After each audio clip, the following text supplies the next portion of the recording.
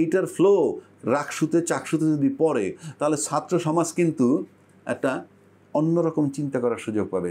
তার সাথে যদি ইসলামী ফোর্স মাঠে নামে পিয়ার পদ্ধতির দাবি নিয়ে, এই গল্প ইলেকশনের দিন আসলো কেন? তার আগে জানেন নাই আপনারা?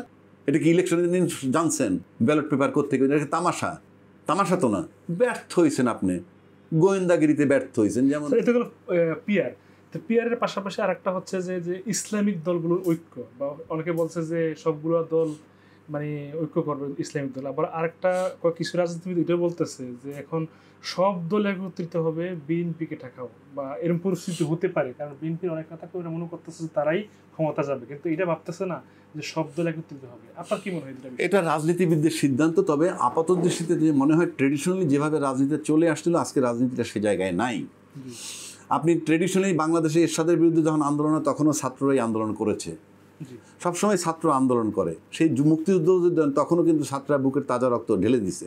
তার মানে শুধু ছাত্র না, দলমত নির্বিশেষে সবাই যায়। কিন্তু ছাত্র আন্দোলন করার পর যখন ক্ষমতা যাওয়ার পালা হয়েছে, তখন আমাদের মতো চুল পাকা রাজনীতিবিদরা তাদেরকে ধোকা দিচ্ছে যে তোমরা এখন যাও বাসায় লেখাপড়া করো, আমরা রাজনীতি করি। ওগুলো ছাত্ররা সহজ সরল বিশ্বাসে মেনে নিছে। কিন্তু জুলাই মাসে সেটা মানে নাই, ওই অতীত অভিজ্ঞতার আলোকে যে ছাত্রদেরকে বাড়িতে পাঠাই দিয়ে তারপর দে এনজয় দেয়ার লাইফ, ওইটা মানে নাই।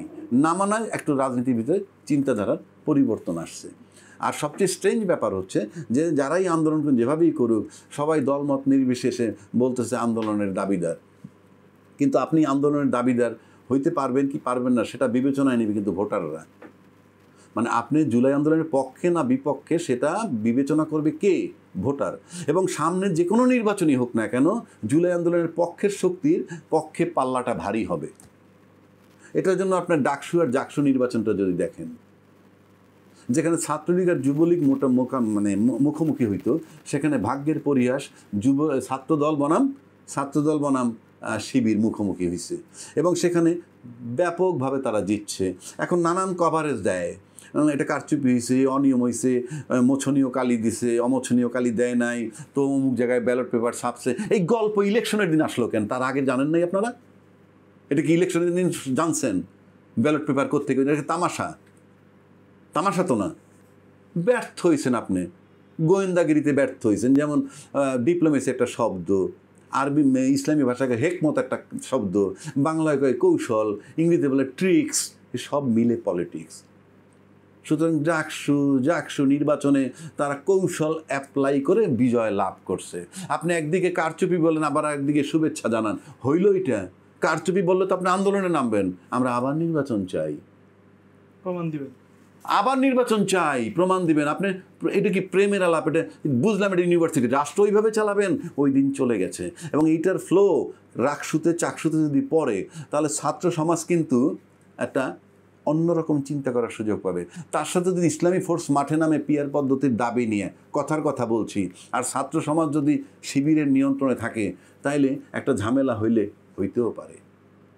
তবে আমার বিশ্বাস আগামী নির্বাচনে, কারণ যে মায়ের সামনে তার ছেলেটা মারা গেছে, যে মায়ের সামনে তার ছেলের পা কেটে ফেলতে হয়েছে ডাক্তারের কাছে গিয়ে, যে মায়ের সামনে তার চোখ তুলে ফেলতে হয়েছে ডাক্তারের কাছে গিয়ে, নষ্ট হয়েছে কারণে, এটা বাংলাদেশের লোক ভুলবে না, ভোলা উচিত নয়। এবং যদি কেউ ভোলে সে মানুষ না, আর যাই হোক।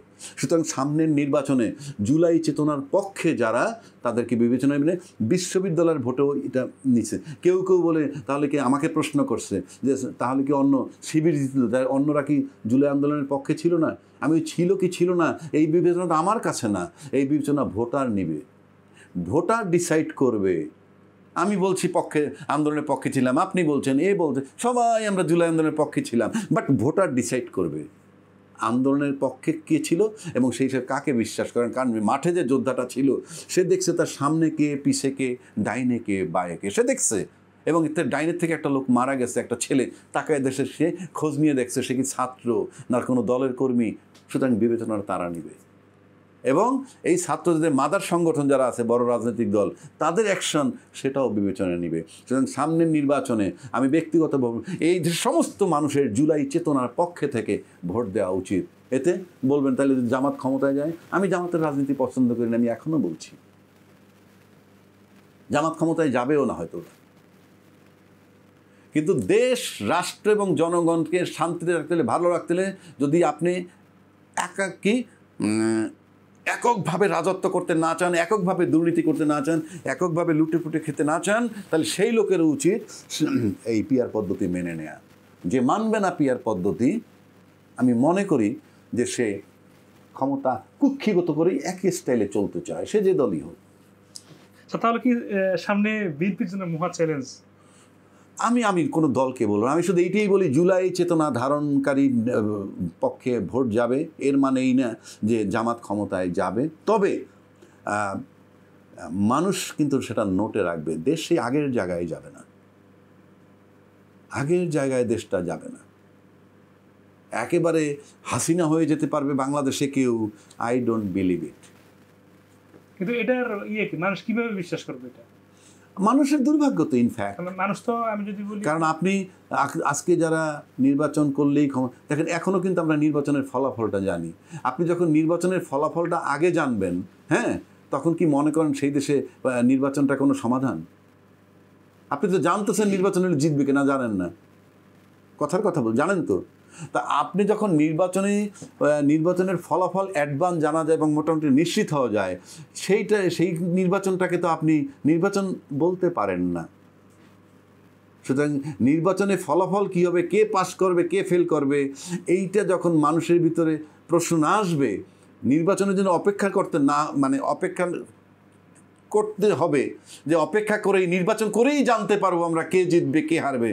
তার আগে যদি আমরা জানতে পারি, সেটা নির্বাচন নয়। শেখ হাসিনারা যতগুলো নির্বাচন করেছে 2014, 18, 24, আমরা কিন্তু জানতাম কে জিতবে, কে প্রধানমন্ত্রী হবে। সুতরাং যে নির্বাচনের ফলাফল আগাম জানে দেশের জনগণ, সেটা কোনো গণতান্ত্রিক নির্বাচন নয়।